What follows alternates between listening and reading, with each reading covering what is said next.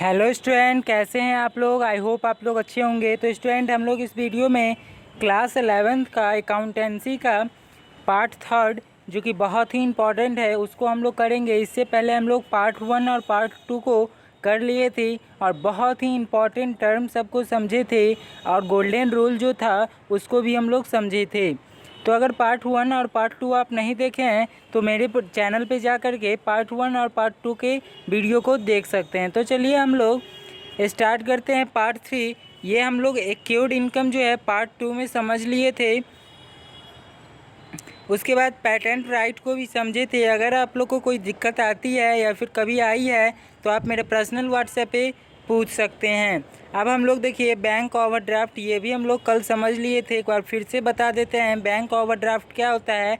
जैसे मान लीजिए आपके खाता में जीरो बैलेंस हो गई, ठीक है। इन केस आपके खाता में 1000 रुपया था और आपके खाता में जीरो बैलेंस हो गई, आप किसी चीज़ की खरीदारी या फिर पैसा को निकाल लिए हैं तो बैंक क्या सुविधा देती है आपके क्रेडिट कार्ड पे कि आप कुछ समय के लिए, महीना 2 महीना 3 महीना के लिए आप बैंक से उधार ले सकते हैं। बैंक जो है आपको कुछ कर्ज स्वरूप कुछ पैसा दे सकती है। तो ये हुआ बैंक ओवरड्राफ्ट, यानी कि अपने खाता में जमा राशि से ज़्यादा निकाल लेना या फिर जीरो बैलेंस जब हो तो बैंक से ज़्यादा निकाल लेना, उसी को हम लोग बैंक ओवरड्राफ्ट बोलते हैं। उसके बाद हम लोग यहाँ पे जो कि बहुत इम्पॉर्टेंट है, आज हम लोग जानेंगे कर लेखांकन यानी कि टैक्स अकाउंटिंग क्या होता है। तो हम लोग चलिए समझते हैं टैक्स अकाउंटिंग क्या होता है। तो वीडियो को लास्ट तक देखिएगा और समझने का प्रयास कीजिएगा। बहुत ही इजी लैंग्वेज में समझाया गया है। अगर आप लोग को कुछ समझ में नहीं आती है या फिर डाउट होती है या फिर वीडियो का साउंड या फिर किसी भी टाइप्स का अगर आप लोग को डाउट या फिर प्रॉब्लम है तो मेरे पर्सनल व्हाट्सएप नंबर पे प्लीज़ कमेंट कीजिए। उसका रिप्लाई या फिर उसका सल्यूशन जो है वो तुरंत आप लोग को दिया जाएगा। तो चलिए हम लोग समझते हैं कि कर लेखांकन क्या होता है, टैक्स अकाउंटिंग। तो भारत और अन्य देशों में सरकारी कामकाज के लिए 2 प्रकार के कर लगाए जाते हैं, जैसे आयकर और संपदा कर। भारत या फिर अन्य देश में जो सरकारी कामकाज होता है, गवर्नमेंट के द्वारा जो कामकाज होता है, उसमें 2 प्रकार का कर लगाया जाता है, यानी कि 2 प्रकार का टैक्स लगाया जाता है, ठीक है। वो टैक्स जो होता है, पहला आयकर टैक्स होता है और दूसरा संपदा कर होता है। बिक्री कर होता है और उपहार कर होता है, मृत्यु का मतलब ये सब कुछ है जो कि सरकारी कामकाज में ये सब कर लगाए जाते हैं।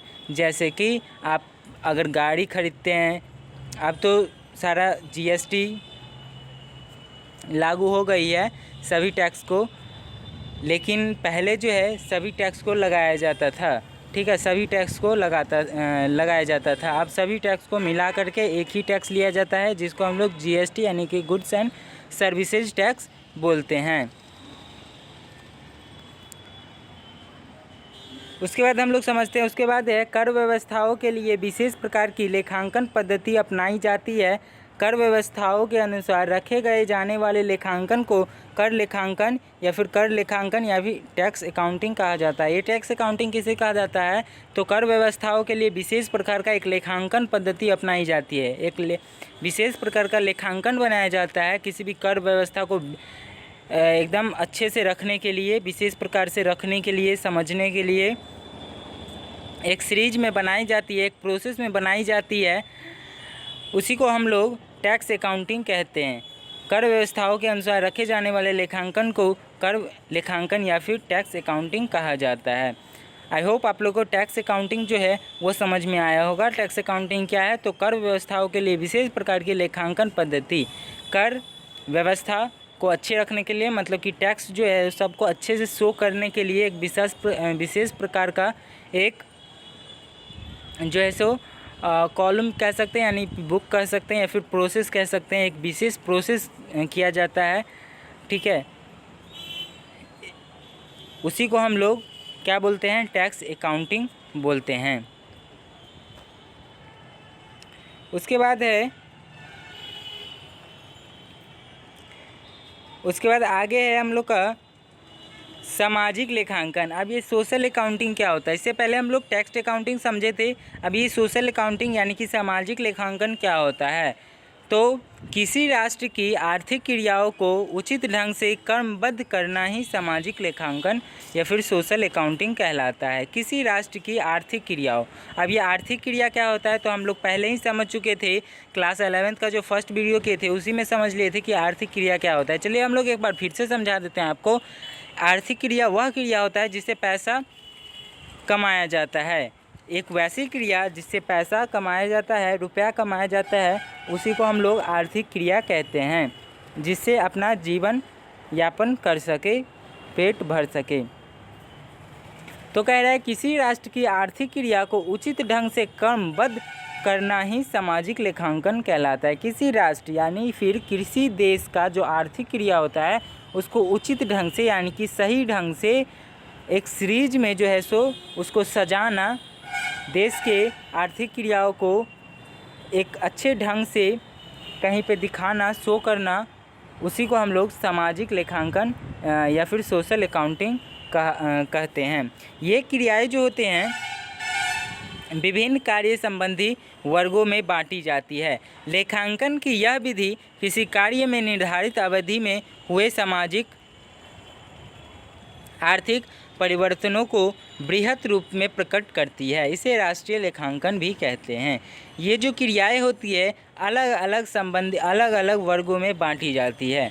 ठीक है, अलग अलग संबंध के अलग अलग वर्गों में बांटा जाता है, अलग अलग टाइप्स में इसको बांट दिया जाता है अलग अलग। लेखांकन की यही विधि को जो बांटते हैं, इसी विधि को राष्ट्र में निर्धारित अवधि में हुए सामाजिक आर्थिक परिवर्तनों को बृहत रूप में प्रकट करती है। इसे राष्ट्रीय लेखांकन भी कहते हैं। तो ये जो इसका जो शो करने का जो है ना, वो अलग अलग क्रिया को अलग अलग कॉलम में शो करती है। ठीक है, अलग अलग क्रिया को अलग अलग कॉलम में शो किया जाता है ये सोशल अकाउंटिंग में। ठीक है, तो इसी को हम लोग जो है ना, यही शो करने का प्रोसेस को हम लोग लेखांकन, राष्ट्रीय लेखांकन कहते हैं। आई होप आप लोग को सामाजिक लेखांकन जो है वो समझ में आया होगा। सामाजिक लेखांकन वो लेखांकन था जो आर्थिक क्रियाओं को अच्छे ढंग से क्रमबद्ध यानी कि सीरीज में कहीं पे शो करना, उसी को हम लोग सोशल अकाउंटिंग या फिर सामाजिक लेखांकन कहते हैं। ठीक है, और उसी विधि को किसी राष्ट्र में निर्धारित अवधि में हुए सामाजिक आर्थिक परिवर्तनों को बृहत रूप में प्रकट करना। और वो जो है सामाजिक लेखांकन जो था वो अगर उसमें कुछ चेंजिंग हुआ है तो उसको जो शो करते हैं उसी को हम लोग राष्ट्रीय लेखांकन कहते हैं, यानी कि देश का जो है वो लेखांकन भी कहा जाता है। उसके बाद हम लोग समझते हैं, उसके बाद है यहाँ पे लेखांकन में लेखांकन के विभिन्न कदम क्या है। लेखांकन जो करते हैं उसमें अलग अलग कदम है। अब ये क्या कदम जो है वो क्या है, विभिन्न मतलब कि अलग अलग प्रोसेस होते हैं, अलग अलग स्टेप होते हैं। तो वो कौन कौन से स्टेप है तो इसको हम लोग जानते हैं। तो ये है लेखांकन के निम्नलिखित कदम है, निम्नलिखित स्टेप है। ठीक है, the following steps of accounting are, आर्थिक घटनाएं पहला है, लेखांकन के निम्नलिखित कदम है, स्टेप है। पहला जो स्टेप है वो आर्थिक घटनाएं को शो करना। तो व्यावसायिक संगठनों का संबंध आर्थिक यानी कि वित्तीय घटनाओं से होता है जिन्हें मुद्रा के रूप में मापा जाता है। माल का क्रय, मशीनरी का क्रय, वस्तुओं एवं सेवाओं की बिक्री इत्यादि आर्थिक घटनाएं हैं। देखिए आर्थिक घटना क्या होता है। आर्थिक घटना एक वैसा घटना होता है जो आर्थिक या फिर वित्तीय घटनाओं से होता है।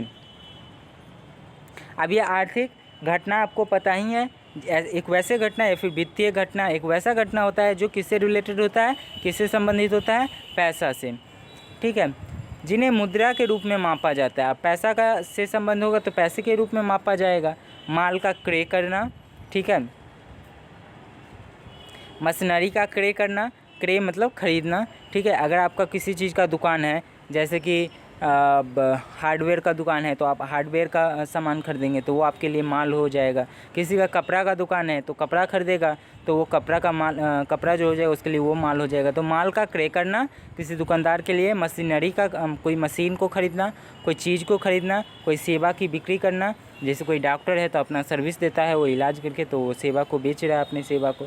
तो ये सब आर्थिक घटनाएँ हैं। तो ये सब घटना है, ठीक है। तो आर्थिक घटना को सबसे पहले स्टेप नंबर 1 में जो है वो लेखांकन में शो किया जाता है। उसके बाद व्यावसायिक लेन देनों की पहचान करना। अब जो व्यावसायिक लेन देन है उसको पहचान करना है। इसका अभिप्राय यह निर्धारित करना है कि किन लेनों देनों का लेखा किया जाए, अर्थात उन घटनाओं की पहचान करना जिनका अभिलेखन किया जाना है। व्यावसायिक लेन देनों की पहचान करना इसका यह अभिप्राय है कि यह निर्धारित करना है कि किन लेनों देनों का लेखा किया जाए, कौन सा लेन देन जो हो रहा है आपके बीच उसका लेखा किया जाए, अर्थात उन घटनाओं की ही पहचान करना जिनका अभिलेखन किया जाना है। मतलब व्यावसायिक में जो है वो किन लेन देन का करेंगे तो वही पहचान करना है, कौन सा लेन देन, तो उसको पहचान करके पहचानना है दूसरा स्टेप में, ठीक है। तो कैसे पहचानेंगे, तो जो आपसे रिलेटेड है, संबंधित है जो घटना, उस घटना को सबसे पहले पहचान करेंगे जो घटना आप अकाउंटिंग में एंट्री करना चाहते हैं, लिखना चाहते हैं।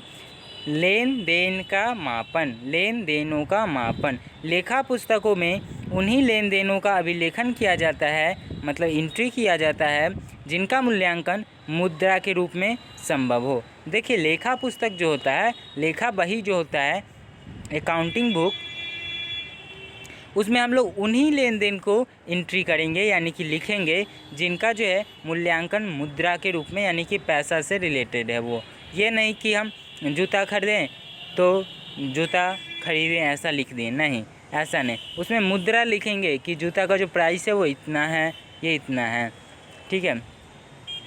उसमें सिर्फ पैसा से रिलेटेड ही चीज़ लिखेगा, कुछ और नहीं। जैसे कि हम यहाँ गए, वहाँ गए, ये गए, वो अपने बारे, मतलब ये सब कुछ नहीं, सिर्फ पैसा से रिलेटेड जो पैसा आया उसको लिखेंगे, जो पैसा गया, जो पैसा खर्चा हुआ, जो मतलब कि सिर्फ पैसा से रिलेटेड ही चीज़ होना चाहिए, ठीक है। तो लेखा पुस्तक में उन्हीं लेन देनों का अभिलेखन किया जाता है जिनका मूल्यांकन मुद्रा के रूप में संभव है। उदाहरण के लिए माल की आपूर्ति हेतु आदेश देना, कर्मचारी की नियुक्ति महत्वपूर्ण घटनाएं हैं, पर इनका लेखा नहीं किया जाता है क्योंकि ये मुद्रा के रूप में मानवीय नहीं है। कर्मचारी की नियुक्ति जो होता है वो भी एक महत्वपूर्ण घटना है किसी भी व्यवसाय में, लेकिन इनका भी लेखांकन नहीं किया जाता क्योंकि कर्मचारी आएगा, कर्मचारी का नियुक्ति होगा तो उससे क्या उस पैसा से फ़र्क पड़ता है, पैसा से संबंधित है नहीं है, तो उनका भी लेखा हम लोग नहीं करेंगे, एंट्री अपने बुक में, अकाउंटिंग बुक में नहीं होगा, ठीक है। उसके बाद अभिलेखन करना है, एंट्री करना। लेखा पुस्तकों में वित्तीय स्वभाव के लेन देनों का लेखा तिथिवार नियमानुसार किया जाता है, ठीक है। लेखा पुस्तक जो होता है अकाउंटिंग बुक, उसमें वित्तीय स्वभाव यानी कि जो पैसा से रिलेटेड है, फाइनेंशियल जो पैसे से रिलेटेड है उन्हीं लेन देन का एंट्री होता है तिथिवार नियमानुसार, मतलब कि डेट वाइज, ठीक है। और जो नियम है, प्रोसेस है, उसी के हिसाब से होगा, ये नहीं कि अपनी प्रोसेस से, जो अकाउंटिंग का जो प्रोसेस है उसी हिसाब से होगा, डेट वाइज होगा। अभिलेखन इस प्रकार किया जाता है कि परंपरा के अनुसार इसका सारांश तैयार किया जाए, इस तरह से उसको शो करना होता है, ये नहीं कि कैसे जैसे मन वैसे शो कर दिए अकाउंटिंग बुक में, ठीक है, सभी एंट्री को नहीं, जो प्रोसेस है उसी प्रोसेस से हम लोग एंट्री बुक में जो है शो करते हैं डाटा को। इससे ये फ़ायदा होता है कि अगर भविष्य में हम लोग को कभी उसका सारांश बनाना है, समरी बनाना है, यानी कि उसको शॉर्ट करना है, तो ये कर सके। इसलिए जो है ना अच्छे से जो प्रोसेस होता है उसी हिसाब से हम लोग को एंट्री करना होता है अपने अकाउंटिंग बुक में, ठीक है। उसके बाद संप्रेषण। अब ये संप्रेषण क्या होता है, तो लेखांकन सूचनाओं का उपयोग विभिन्न प्रकार के वे लोग व संगठन करते हैं, अतः लेन देनों का अभिलेखन इस प्रकार किया जाता है एवं सारांश इस प्रकार तैयार किया जाता है कि लेखांकन सूचनाएं आंतरिक एवं बाह्य उपयोगकर्ताओं के लिए उपयोगी हो सके। लेखांकन सूचना लेखा प्रलेखों के माध्यम से नियमित रूप से संप्रेषित की जाती है। अब देखिए ये संप्रेषण क्या हुआ, तो लेखांकन सूचनाओं का उपयोग विभिन्न प्रकार के लोग व संगठन करते हैं। अब ये लेखांकन का जो सूचना होता है, उसका जो सूचना इन्फॉर्मेशन होता है, उसका जो है अलग अलग टाइप्स के, मतलब कि सभी लोग जो है अलग अलग काम में उपयोग करते हैं। ठीक है, अलग अलग संगठन, अलग अलग लोग उस लेखांकन का जो इन्फॉर्मेशन होता है उसको लेते हैं कि फर्म में कितना माल का क्रय हुआ, कितना विक्रय हुआ। तो इन लेनों देनों का अभिलेखन इस प्रकार किया जाता है एवं सारांश इस प्रकार तैयार किया जाता है कि लेखांकन सूचनाएं आंतरिक एवं बाह्य उपयोक्ताओं के लिए उपयोगी है। इस तरह से सारांश बनाया जाता है, इस तरह से अच्छे से उसमें इन्फॉर्मेशन को डाला जाता है कि बाहर के लोग और अंदर के लोग को समझने में दिक्कत नहीं हो, इसलिए अच्छे से उसमें सारांश बनाया जाता है, अच्छे से एंट्री किया जाता है अकाउंटिंग बुक में। लेखांकन सूचना लेखा प्रलेखों के माध्यम से नियमित रूप से संप्रेषित की जाती है। अच्छे से नियमित रूप से, यानी कि रोज़ डेली, ये नहीं कि हम लोग एक साल कर आज कर लिए फिर एक साल के बाद या फिर एक महीना के बाद करेंगे, नहीं, नियमित रूप से किया जाता है उसमें एंट्री। किसी भी अकाउंटिंग बुक में एंट्री जो किया जाता है किसी फर्म में, वो डेली किया जाता है, नियमित रूप से किया जाता है। ठीक है, तो आई होप आप लोग को समझ में आ रहा होगा। अगर समझ में आ रहा है तो वीडियो को लाइक कीजिए और अपने दोस्तों के साथ शेयर कीजिए, और हमारे चैनल पे पहली बार आए हैं तो चैनल को भी सब्सक्राइब कर लीजिए ताकि आप लोग को इसी टाइप्स का वीडियो आगे भी देखने को मिले। चलिए अब हम लोग जानते हैं संगठन क्या होता है। संगठन यानी कि ऑर्गेनाइजेशन क्या होता है। तो संगठन से अभिप्राय किसी व्यवसायिक या फिर उद्यम से है जिनका उद्देश्य लाभ कमाना या फिर लाभ कमाना नहीं है। ठीक है, संगठन एक वैसा होता है, उद्यम या फिर फर्म। संगठन से अभिप्राय किसी व्यवसायिक उद्यम से है जिनका उद्देश्य लाभ कमाना या फिर लाभ कमाना नहीं है। बिल्कुल, ये क्या कह रहे हैं सर, लाभ कमाना नहीं है? जी बिल्कुल, कोई ऐसा संगठन भी होता है जिनका उद्देश्य लाभ कमाना नहीं होता। आप ये 12th के फर्स्ट चैप्टर में ही पढ़ेंगे NPO के बारे में, यानी कि नॉट फॉर प्रॉफिट ऑर्गेनाइजेशन। और लाभकारी संस्थान एक वैसे संस्थान होते हैं जिनका उद्देश्य लाभ कमाना नहीं बल्कि सेवा प्रदान करना होता है अपने समाज के लिए, अपने देश के लिए। ठीक है, तो संगठन दो टाइप्स का होता है, जो लाभ कमाता है और जो लाभ नहीं भी कमाता है। ठीक है, तो संगठन से अभिप्राय संगठन वह होता है जो किसी व्यवसाय में उद्यम से है जिनका उद्देश्य लाभ कमाना या फिर लाभ कमाना नहीं है। ठीक है, आई होप आपको संगठन पता चला होगा, समझ गए होंगे। उसके बाद सूचना में अभिरुचि रखने वाले उपयोगकर्ता। लेखांकन सूचना के आधार पर विभिन्न उपयोगकर्ता निर्णय लेते हैं। सूचनाओं के उपयोगकर्ताओं में निवेशक, लेनदार, बैंक, वित्तीय संस्थाएं, प्रबंधक, कर्मचारी आदि उल्लेखनीय है।